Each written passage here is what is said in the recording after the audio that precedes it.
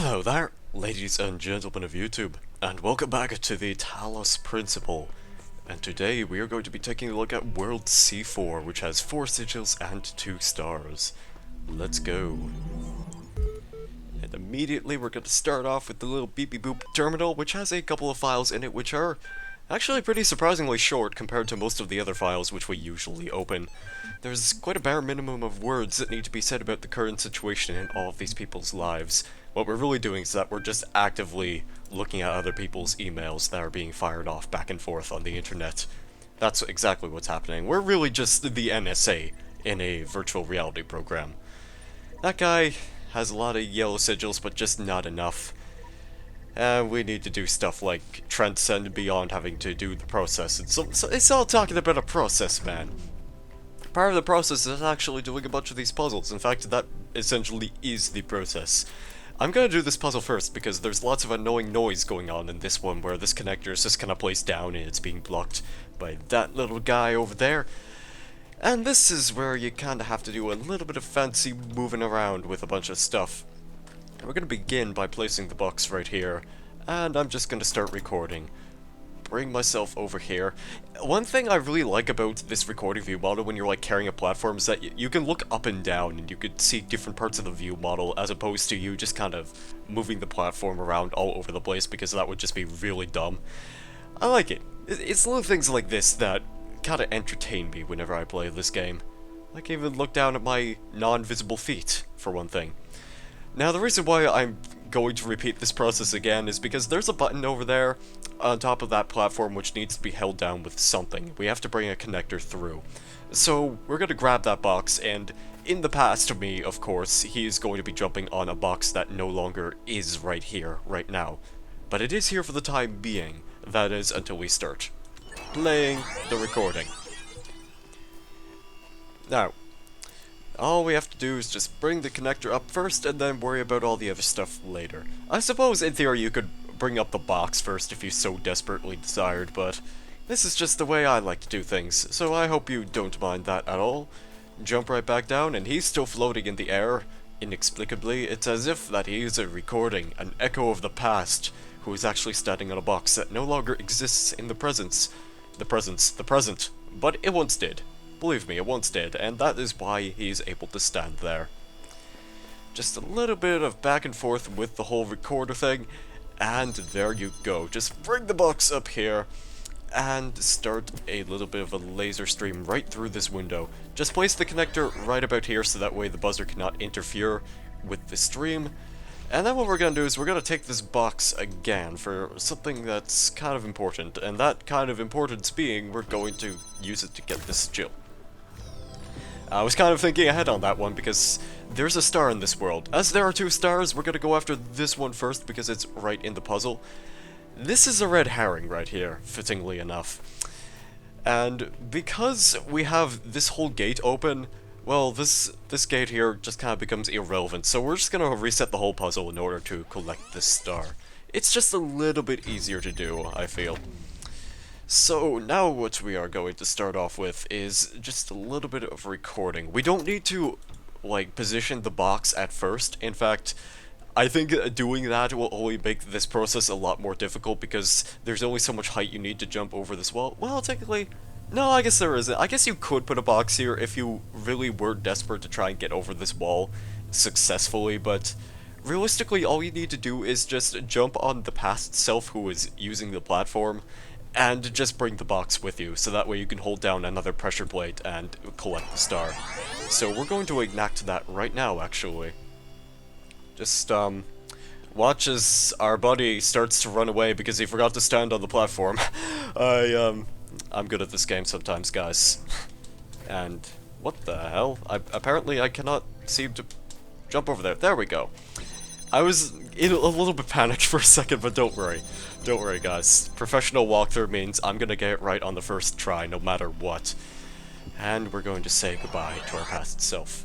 And that is that, and thankfully that one puzzle is not gonna make any more noise.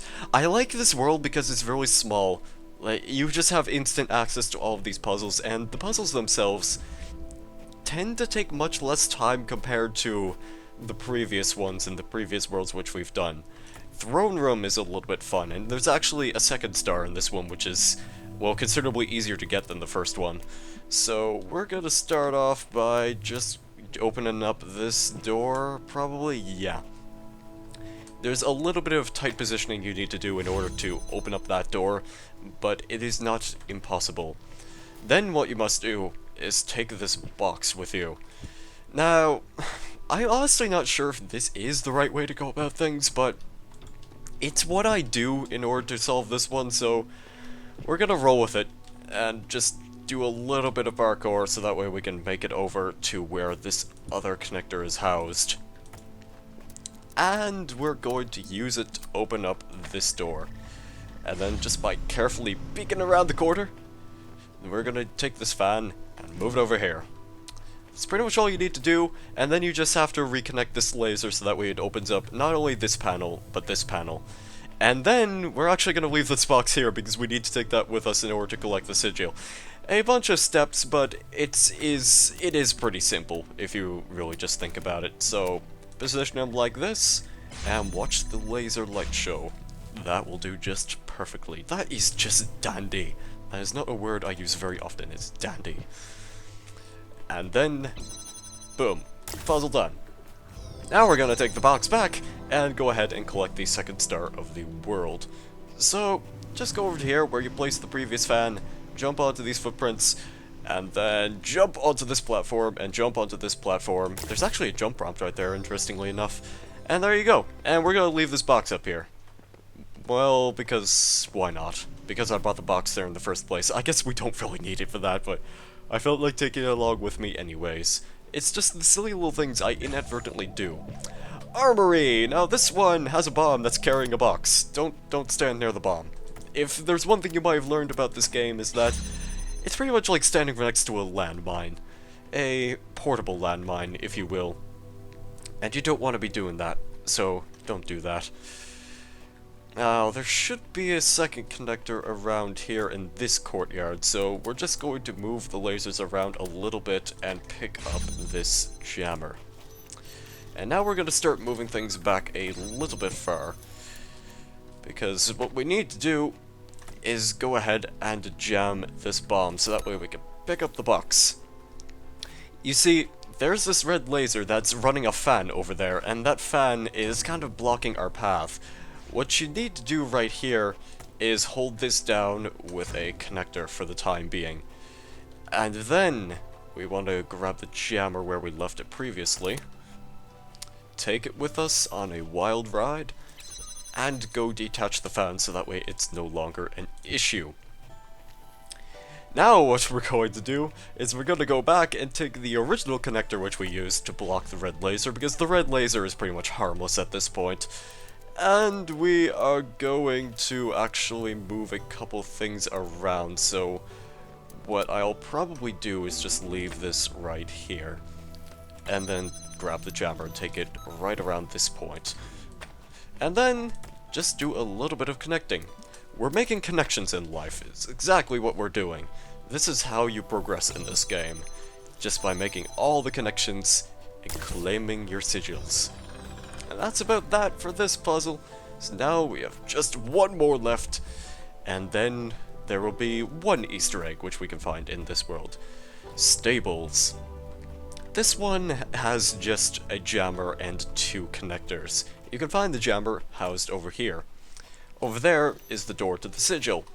Now there are only two connectors, and, well, as the name implies, this is a bunch of stables in this giant square courtyard, so there's a bunch of steps which you need to take, but first and foremost what we need to do is just grab a couple of these. I'm just gonna run over here and show this off. Like, you can open this door if you really wanted to, and then you could probably try jamming that and then getting the sigil, but you can't because you'd be blocked by one door, so it really isn't possible at all.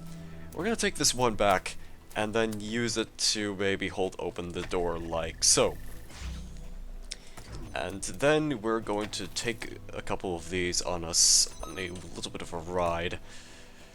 Just a little bit of transportation. Open up this door like so. If you do it correctly, then hopefully not block the lasers. by making them cross the streams, because that would be awful. And I'm actually going to leave this positioned on this side. Otherwise, I might be stuck there for a little bit of time. Will I? Will I actually be stuck? You see, I don't fully remember actually doing this one. It's a little bit of a blur in my mind.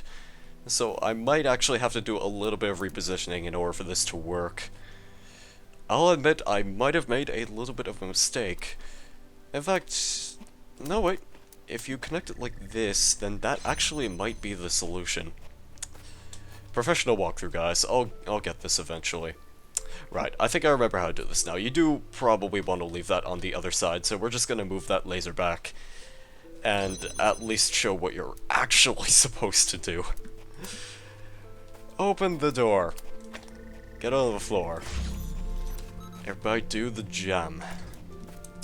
It's probably a song in some way, shape, or form, I'd imagine. It's probably a hit tune from the 90s. Get on the floor, everyone do the jam. Grab it! Then place it down. And there you go. That is the final sigil of this area. And now we might leave. I apologize for that slight error in my judgment right there. This one just really wasn't as memorable to me before, even though I did this one last the previous time too. It should have stuck in my mind a little bit more, but my mind decided to sort of erase it, wipe it away completely. Here's how you get the Easter egg. Jump on that statue and jump over here. Now, if you're thinking you're stuck for the time being, there's two ways you can go about escaping. You can take the hardcore way, which is a little bit of a difficult jump, or you can take the casual way, which is definitely a lot more thrilling because you get to look at a bunch of photos of random people in the world. There's also a game of pixelated football going on over there. It's a bunch of sigils on paper for some reason. Don't know how they managed to escape into the real world. This game called Football Glory, probably not related to that screenshot of whatever the hell that is. It's just a bunch of pixelated football players. Some guys in front of a church. Something about a nexus. It's just a whole bunch of different things. There's us without the sunglasses. They should have included the sunglasses with this DLC pack. There's a guy wearing a football for a head. Bunch of Lego bricks. And overall, it's just a pretty interesting little photo collage of all the people you could look at. It even has Crow Team in it. And something about Croats in this one. I don't know what Croats are. It's probably some kind of Croatian-based cereal. And then you just need to take the hardcore jump out of this area. And that pretty much does it for this world, so we're gonna have a brief conversation with Milton for a little bit. I finally put my finger on what was bothering me. It's as if the answers you're providing aren't your ideas at all. As if they're blatant, prescribed, prescripted, and you're just going through the motions. Does that strike a chord at all? Yeah, I'd say it does. You've only seen a fraction of the data I have archived over all generations. Well, I think mathematics have more objective truth to them. What's the difference between having more objective truth and just being more real, garbage in, garbage out? Perhaps the flaw is in your reasoning instead. How presumptuous. Still, I take your point. Perhaps we're just machines, endlessly trying to calculate the final digit in pi. You can't use reasoning to conclude that reasoning itself is flawed. Fine, but we can still use it to conclude everything else is flawed, can't we? Skepticism and self-interest are only part of the picture. That was a glitch in the system. I don't know why that happened. And we are completely finished with this world, unless I missed a couple of elusive QR codes, which I'm really hoping is not the case, because those little buggers tend to hide really easily. Even in plain sight, just like the sunlight glaring off of them is just... it doesn't help. But that pretty much does it for World C4. Nice and short, sweet, and simple to the point. And that's gonna do it for this video. So, thank you guys very much for watching. Have a great day or evening. And I guess I will see you in the next video. Goodbye.